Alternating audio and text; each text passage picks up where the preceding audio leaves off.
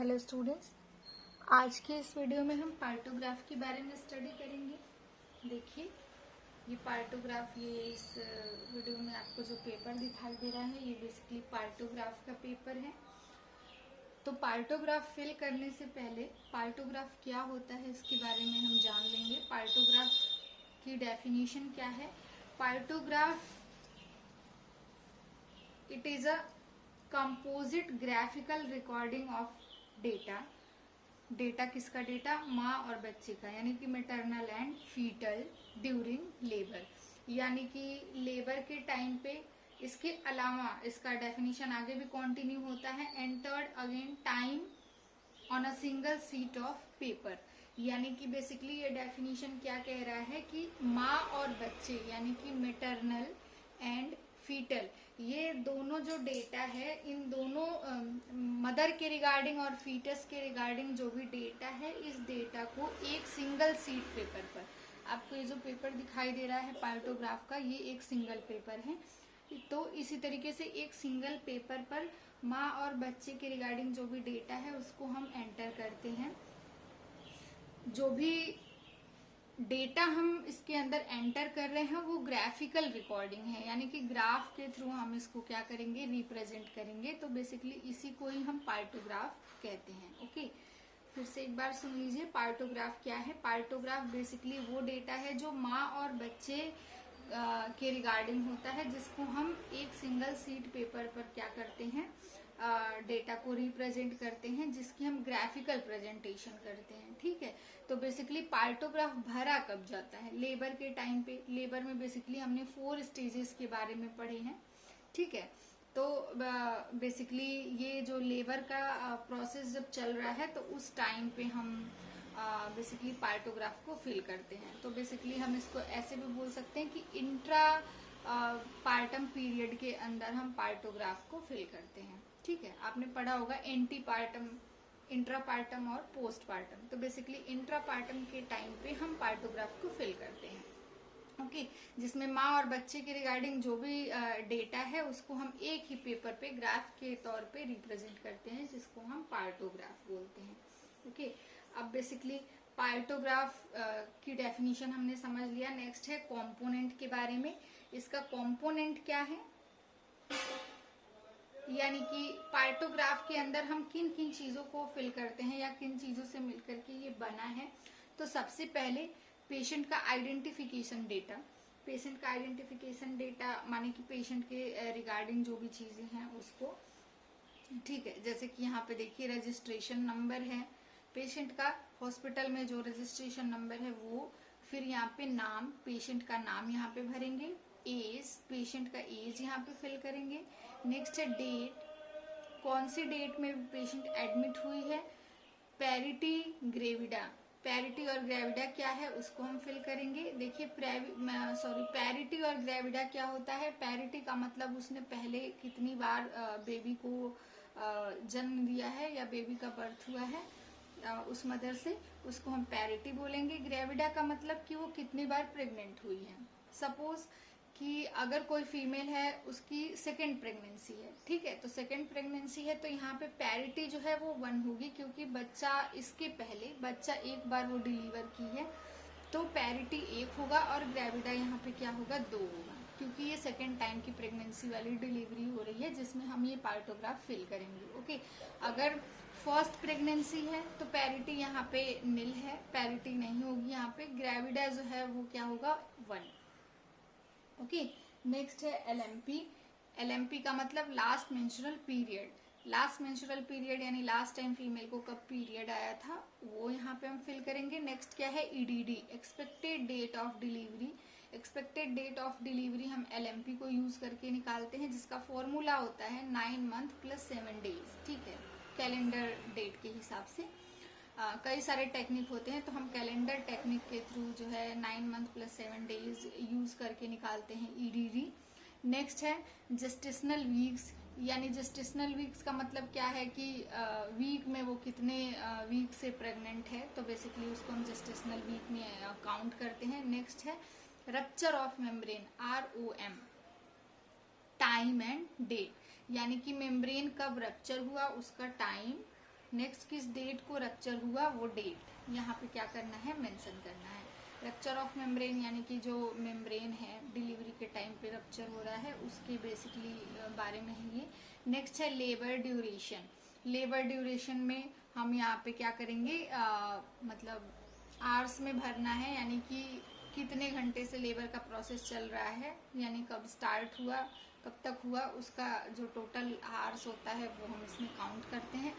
Next क्या है, facility oblique clinic name, यानी कि कौन से हॉस्पिटल में लेबर का प्रोसेस हो रहा है यानी कि डिलीवरी हो रही है उसको हम बेसिकली यहाँ पे मेंशन करते हैं। ठीक है, तो ये सारी की सारी जो चीजें हैं ये क्या है, पेशेंट आइडेंटिफिकेशन डेटा। तो बेसिकली पार्टोग्राफ का सबसे पहला जो कंपोनेंट होता है वो क्या है, पेशेंट आइडेंटिफिकेशन डेटा। ठीक है, जिसमें हम उसके रिगार्डिंग सारी की चीजों को क्या करेंगे, मेंशन करेंगे। नेक्स्ट क्या होता है, fetal heart rate. Next component जो है फीटल हार्ट रेट, यहाँ पे आपको दिख रहा है। फीटल हार्ट रेट इस कॉलम के अंदर हम क्या करते हैं, फिल करते हैं।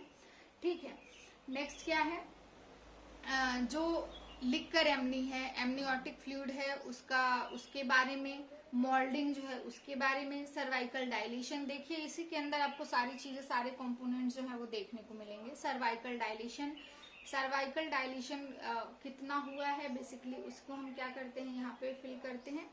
यहाँ पे हम साथ साथ में एक चीज जानेंगे कि जो लिकर एमनी होता है, लिकर एमनी को हम यहाँ पे कैसे फिल करेंगे। अगर क्लियर है तो सी भरेंगे, मिकोनियम है तो एम भरेंगे, ब्लड है तो ब्लड भरेंगे, मतलब बी भरेंगे, और अगर मेम्ब्रेन अभी तक रप्चर नहीं हुआ है, इंटैक्ट है, तो हम यहाँ पे आई भरेंगे। मैंने यहाँ पे इसको मेंशन भी किया है।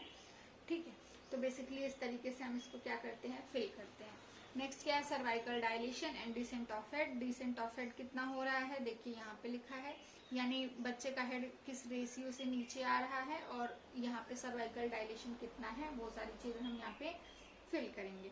नेक्स्ट क्या है, यूटेराइन कॉन्ट्रैक्शन। देखिए यहाँ पे है कॉन्ट्रैक्शन, हर 10 मिनट में कितना यूटेराइन कॉन्ट्रैक्शन हो रहा है, इसको इस कॉलम में भरते हैं।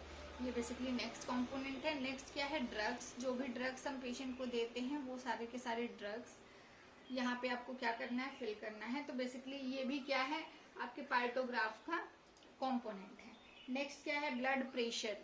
यहाँ पे देखिए ब्लड प्रेशर, पल्स। ओके, यहाँ पे जो फीटल हार्ट रेट था, यहाँ पे बेसिकली बच्चे का हमें डेटा फिल करना था। यहाँ पे ब्लड प्रेशर और पल्स जो है वो क्या है, मदर का है। ठीक है, तो यहाँ पे पल्स जो है वो मदर का हमें फिल करना है, बीपी फिल करना है, पल्स फिल करना है।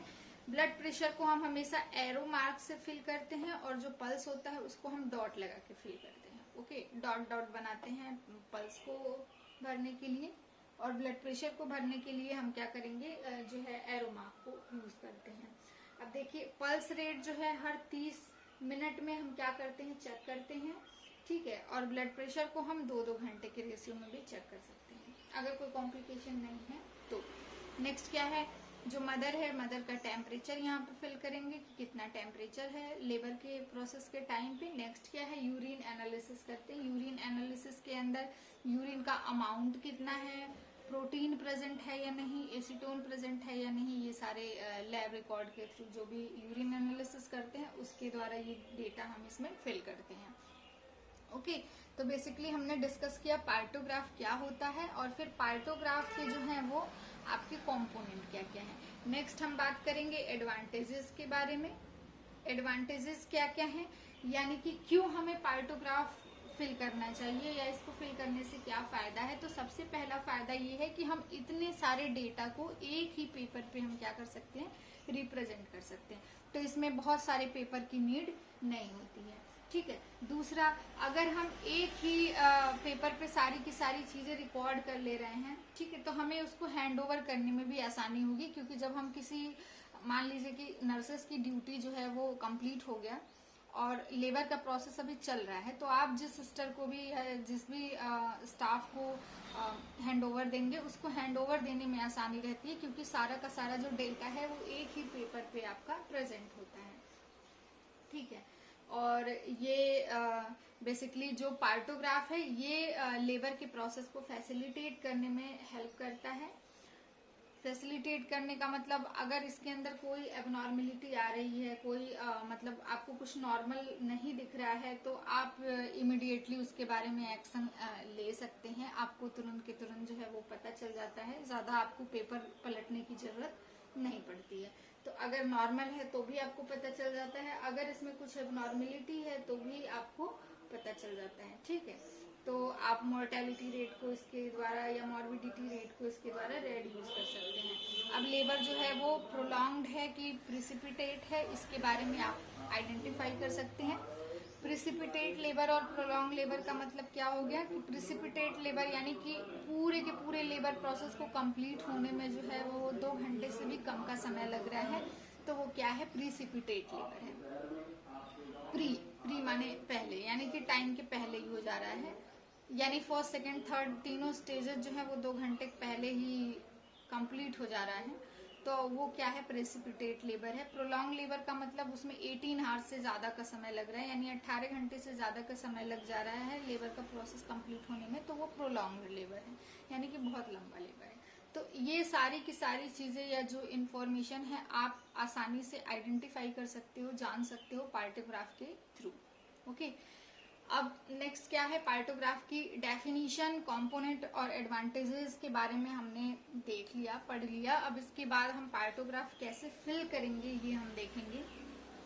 देखिए, पार्टोग्राफ को फिल करने के लिए आपको क्या करना है, सबसे पहले मैंने यहाँ पे तो बता ही दिया है कैसे फिल करना है, रजिस्ट्रेशन नंबर, नाम, age, date, parity, gravida, LMP, EDD etcetera जो भी है। अब नेक्स्ट हम बात करेंगे फीटल हार्ट रेट के बारे में। फीटल हार्ट रेट बेसिकली हम कैसे काउंट करते हैं। देखिए, जब भी हम फीटल हार्ट रेट काउंट करते हैं तो हमें ये ध्यान रखना चाहिए कि जो फीटल हार्ट रेट है वो 100 से नीचे नहीं जाना चाहिए और 180 से ऊपर नहीं जाना चाहिए, यानी कि जो फीटल हार्ट रेट का आपका रीडिंग आना चाहिए वो 100 से 180 के बीच में आना चाहिए। अगर 100 से नीचे है तो ये भी कॉम्प्लिकेशन को इंडिकेट कर रहा है, और अगर 180 से ज़्यादा है तो ये भी कॉम्प्लिकेशन को इंडिकेट कर रहा है। तो आपको इमीडिएटली जो है डॉक्टर को इन्फॉर्म करना है या जो भी नेसेसरी स्टेप्स लेने हैं, ठीक है। तो बेसिकली अब ऐसा नहीं अपने मन से भर देना है, जो भी पेशेंट का डेटा है उसमें अगर हम भर रहे हैं इससे ऊपर नीचे हो रहा है तो आपको उसके लिए प्रिपेयर रहना है कि आप उसको कैसे किस तरीके से मैनेज करोगे उस कंडीशन को। ओके, तो सपोज कि हमने यहाँ पे पहले क्या है, फर्स्ट टाइम जब भी बच्चे का हार्ट रेट चेक किया, फीटल हार्ट रेट जब भी चेक किया तो 120 था सपोज, ओके 120 था। फिर उसके बाद से हमने चेक किया तो 130 था, 140 था, फिर चेक किया हमने तो 130 हो गया था, फिर हमने चेक किया तो 120 हो गया था, फिर हमने चेक किया तो 110 हो गया था। इस तरीके से जो भी पेशेंट का आपको डेटा मिल रहा है, ठीक है, नेक्स्ट आवर्स में जो भी डेटा मिल रहा है जब आप चेक कर रहे हैं, तो इस तरीके से आप उसको क्या करेंगे, डॉट कर देंगे। डॉट करने के बाद आप उसको क्या करेंगे, इस तरीके से मिला देंगे। ओके, मैं यहाँ पे स्केल का यूज नहीं कर रही हूँ तो इसलिए थोड़ी टेढ़ी मेढ़ी हो सकती है, पर इसको अच्छे तरीके से मिलाना है ताकि रीडिंग जो है आपको अच्छे तरीके से पता चले।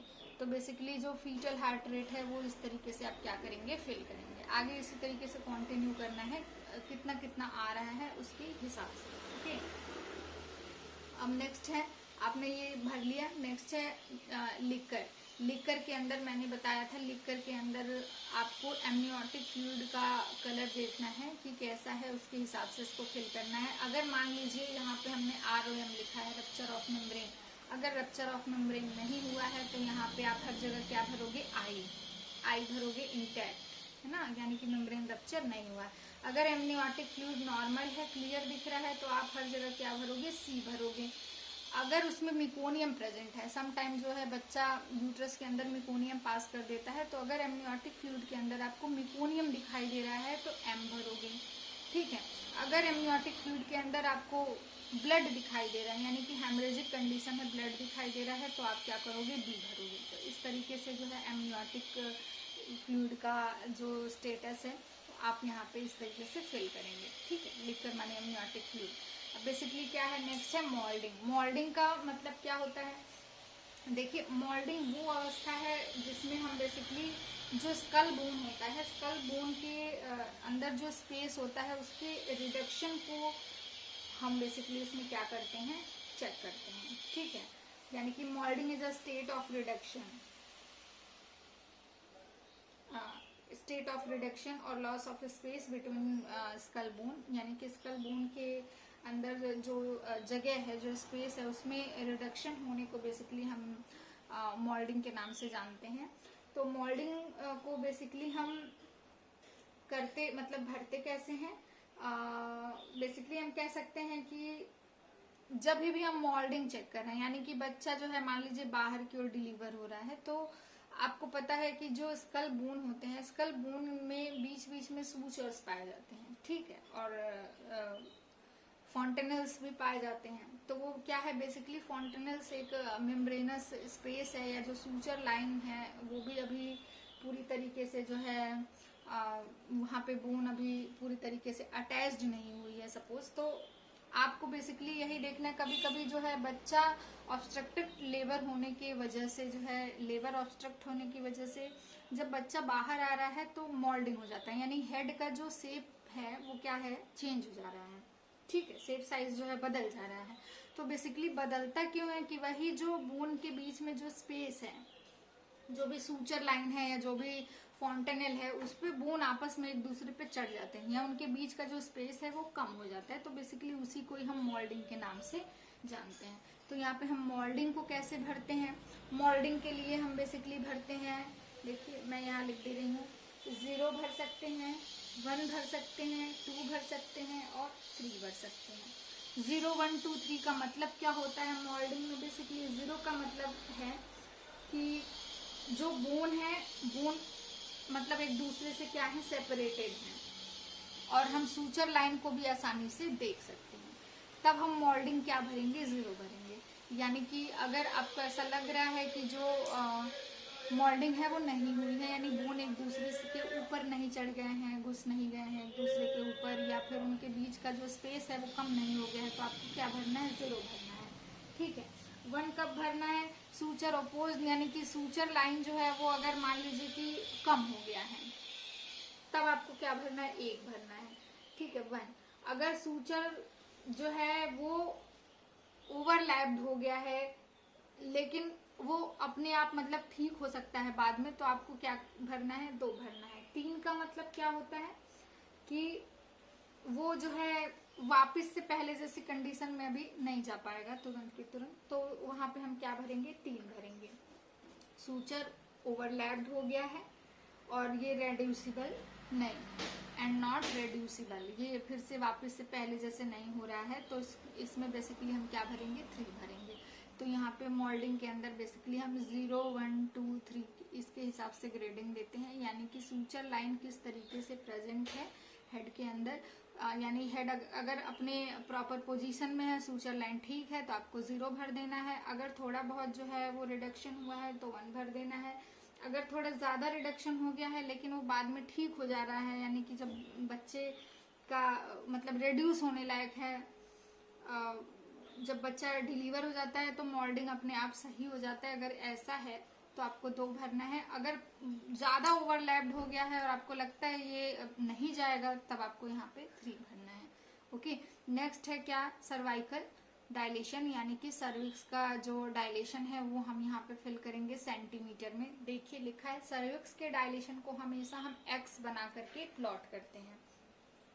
अब देखिए जब भी हम सर्वाइकल डायलेशन भरते हैं, सर्वाइकल डायलेशन भरने में आप एक चीज जान लीजिए कि जो भी हम सर्वाइकल डायलेशन भर रहे हैं, इसमें जो ये आपको 2 लाइनें दिख रही हैं, अलर्ट लाइन और एक्शन लाइन, तो हमारी जो लाइन बननी चाहिए वो अलर्ट लाइन और एक्शन लाइन के बीच में बननी चाहिए। अगर हमारी जो लाइन है या हमारा जो ग्राफ है वो अलर्ट लाइन के इधर है, ठीक है, अलर्ट लाइन के इस साइड में है, तो इसका मतलब क्या हो गया कि प्रिसिपिटेट लेबर है, यानी कि बहुत जल्दी जो है यूटेराइन कॉन्ट्रैक्शन जो है वो कंप्लीट हो गया, घंटे बहुत कम लगे। ये देखिए यहाँ पे नीचे जो है आवर्स लिखे हैं, 1 2 3 4 5 6 7 8 करके ऐसे घंटे लिख देना है, टाइम लिख देना है 1 AM to sorry 1 PM, 2 PM, 3 PM, 4 PM, जैसा भी आपको सही लगे आप यहाँ पे टाइम फिल कर लीजिए। तो अब क्या है, अगर मान लीजिए आपका जो ग्राफ बन रहा है वो अलर्ट लाइन के इस साइड में बन रहा है, तो इसका मतलब कि बहुत कम घंटे में सर्वाइकल डायलेशन बहुत ज्यादा हो गया, यानी कि बहुत तेजी से सर्वाइकल डायलेशन हो रहा है, तो उस लेबर को हम बेसिकली प्रिसिपिटेट लेबर बोलेंगे। अगर एक्शन लाइन के इधर हो रहा है, यानी कि घंटे ज्यादा लग रहे हैं, आपके इधर जो घंटे लिखे हैं वो ज्यादा लग रहे हैं, ठीक है, और इसका मतलब ज्यादा घंटे लगने का मतलब कि जो डायलेशन का रेट है वो क्या है, कम है, तो इसको हम बोलेंगे प्रोलॉन्ग्ड लेबर, ठीक है। तो ये एक चीज ध्यान में रखना है। अब बेसिकली क्या है कि जो प्राइमरी ग्रेविडा होती हैं उनमें लगभग 8 से 12 घंटे का समय लग जाता है सर्विक्स के डायलेशन में। तो सर्वाइकल डायलेशन हम चेक कैसे करते हैं, पीवी एग्जामिनेशन के थ्रू, परवेजाइनल एग्जामिनेशन। तो ऐसा नहीं कि हर घंटे हम परवेजाइनल एग्जामिनेशन करते हैं, हर 4 घंटे में करते हैं, यानी कि 1 बजे किए, फिर 4 घंटे के बाद करेंगे, यानी कि नेक्स्ट हम यहाँ पे करेंगे, नेक्स्ट हम यहाँ पे करेंगे, ठीक है। तो इस तरीके से क्या है, सॉरी यहाँ पे नहीं, यहाँ पे करेंगे, ठीक है। तो हर 4 घंटे में हम क्या कर रहे हैं, बेसिकली परवेजाइनल एग्जामिनेशन कर रहे हैं, पीवी एग्जामिनेशन कर रहे हैं, उसमें सर्विक्स का डायलेशन कितना हुआ है ये हम क्या करेंगे, चेक करेंगे, ठीक है। अब मान लीजिए कि जो है हमने पहले घंटे में चेक किया, 1 PM पे चेक किया, और हमारा जो सर्वाइकल डायलेशन है वो 4 सेंटीमीटर था। हमने कहा कि इसको हमें क्या करना है, एक्स से जो है वो डिनोट करना है, एक्स से, ठीक है। तो हम यहाँ पे क्या करेंगे, एक्स बना लेंगे। अब मैंने ये क्यों कहा कि ये 4 सेंटीमीटर मान लीजिए हुआ है, 4 सेंटीमीटर से कम भी हो सकता है ना, 4 सेंटीमीटर ऐसा जरूरी तो है नहीं, लेकिन ऐसा इसलिए है क्योंकि ये जब हम सर्वाइकोग्राफ भरते हैं तो इसमें अलर्ट लाइन जो है वो स्टार्ट ही यहीं से होती है, यानी कि जब 4 सेंटीमीटर सर्वाइकल डायलेशन होता है तब अलर्ट लाइन जो है वो स्टार्ट होती है, ठीक है। और 10 सेंटीमीटर जब होता है तब वहां पे जाकर के ये खत्म हो जाती है। तो बेसिकली इसी के बीच में ही ये बनता है, ठीक है। ऐसा नहीं है कि बिल्कुल नहीं हुआ है तो आप चेक करके ये बना देंगे।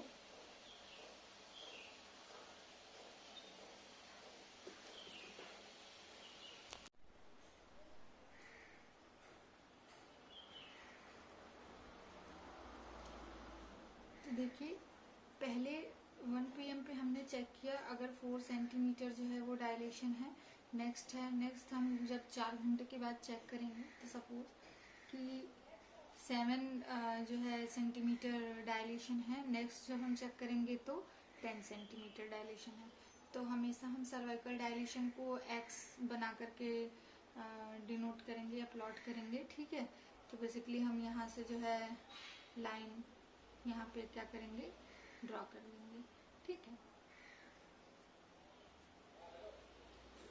तो बेसिकली जो सर्वाइकल डायलेशन है वो इस तरीके से यहाँ पे आपको इंडिकेट करना है, ठीक है। नेक्स्ट क्या है, डिसेंट ऑफ हेड। हेड का जो डिसेंट है वो किस तरीके से जो है आप इंडिकेट करेंगे ये देखते हैं।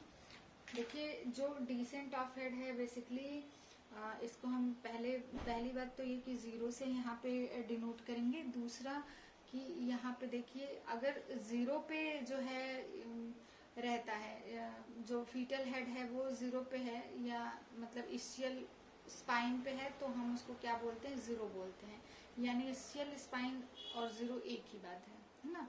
अगर इस्चियल स्पाइन के ऊपर है तो हम उसको माइनस से डिनोट करते हैं, और अगर इस्चियल स्पाइन के नीचे है तो उसको हम प्लस से डिनोट करते हैं, ठीक है।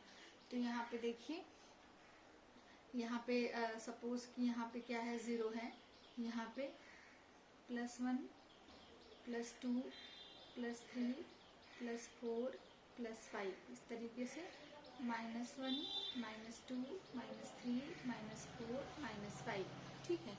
और ये 0 क्या है, 0 लेवल का मतलब क्या है कि इस्चियल स्पाइन पे है, डिसेंट यानी फीटल हेड जो है, ठीक है। तो अब बेसिकली यहाँ पे जो डिसेंट है वो उसको हम किस तरीके से प्लॉट करने वाले हैं, 0 से, ठीक है। तो यहाँ पे डिसेंट हेड मान लीजिए कि पहले आपने चेक किया जब 1 PM पे जब 4 सेंटीमीटर डायलेशन था तो 0 पे रहा हो या 1 पे रहा हो, ठीक है। तो यहाँ पे हम क्या करेंगे, 0 या 1 क्या करेंगे, इस तरीके से ड्रॉ कर लेंगे, यहाँ पे इस तरीके से ड्रॉ कर लेते हैं 0, ओके। नेक्स्ट जब है जो है कि हमने चेक किया तो आपका जो फीटल हेड था वो मान लीजिए कि और जो है नीचे आ गया था, स्टेशन जो है +3 हो गया था, तो यहाँ पे हम इस तरीके से इसको इंडिकेट कर लेंगे। नेक्स्ट जो है मान लीजिए जब हमने नेक्स्ट आवर्स में चेक किया तो वो और नीचे आ गया था, +5 पे आ गया था, या जहाँ कहीं पे भी हो। मैं ये जस्ट एग्जांपल एक आपको बता रही हूँ, आपका पेशेंट के अकॉर्डिंग ये ग्राफ जो है वो अलग अलग बन सकता है। तो इस तरीके से 0 को यहाँ पे क्या करेंगे, हम मिला लेंगे।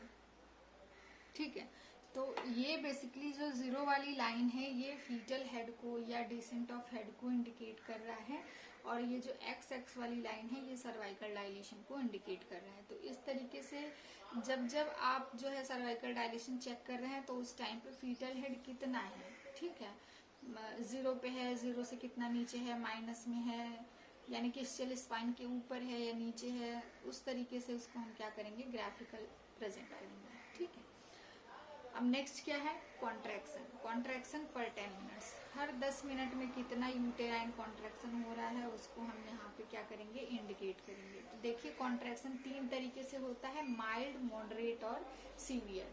माइल्ड का मतलब क्या है, माइल्ड कॉन्ट्रैक्शन हम किसको कहेंगे, अगर हर 10 मिनट में कॉन्ट्रैक्शन हो रहा है लेकिन उसकी फ्रीक्वेंसी जो है वो 20 सेकंड से कम है, यानी कि 20 सेकंड से कम के लिए अगर यूटेराइन कॉन्ट्रैक्शन हो रहा है तो वो माइल्ड कॉन्ट्रैक्शन है।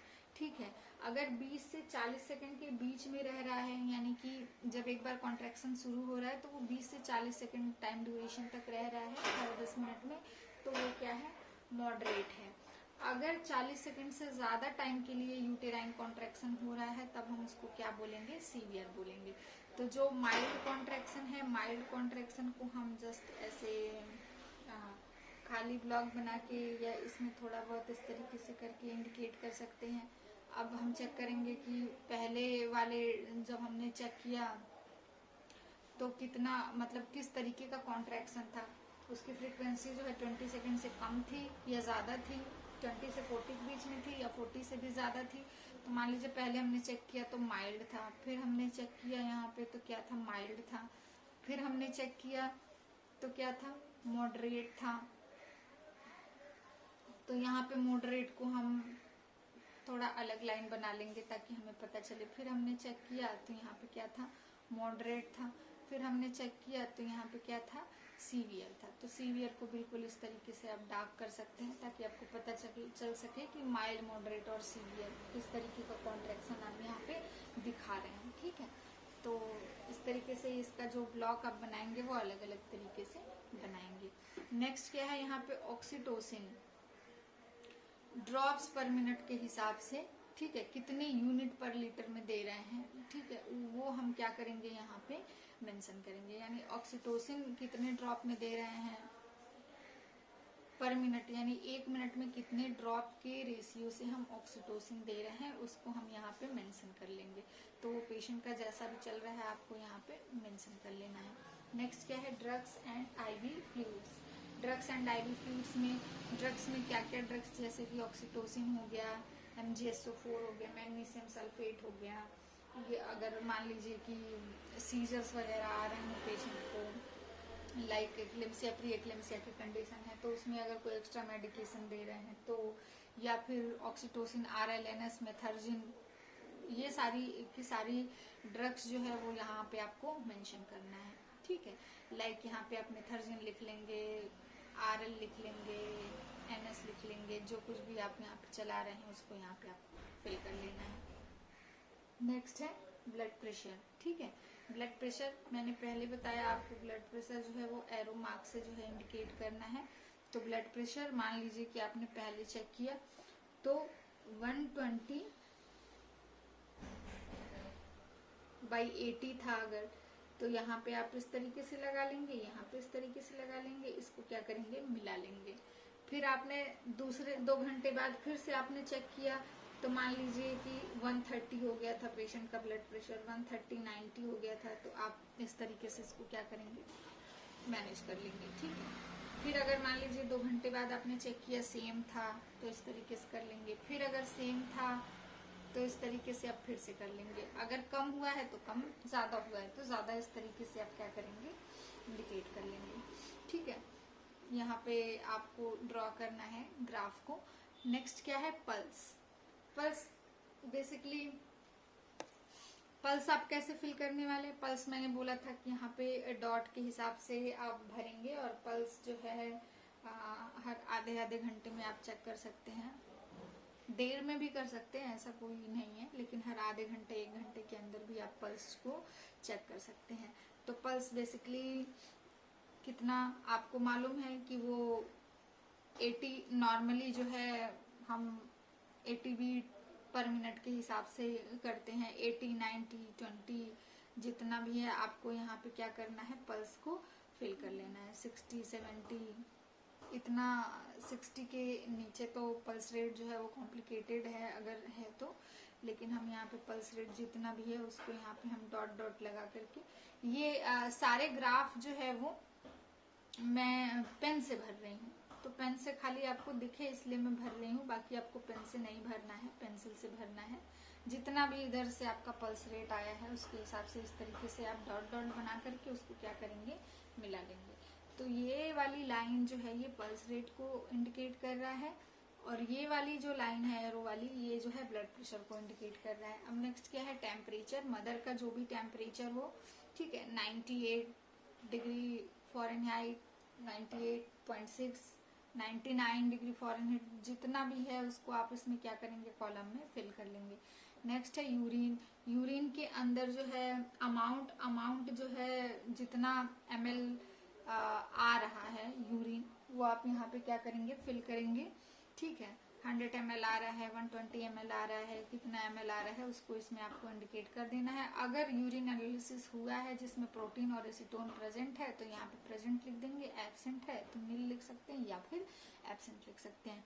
तो इस तरीके से ये एक सिंगल सीट के अंदर हम मदर और बच्चे के कंडीशन को हम क्या करते हैं, रिकॉर्ड करते हैं, ग्राफिकल रिकॉर्डिंग करते हैं, इसलिए इसको हम पार्टोग्राफ के नाम से जानते हैं। आई होप आपको ये वीडियो अच्छे तरीके से समझ में आया होगा। Thank you.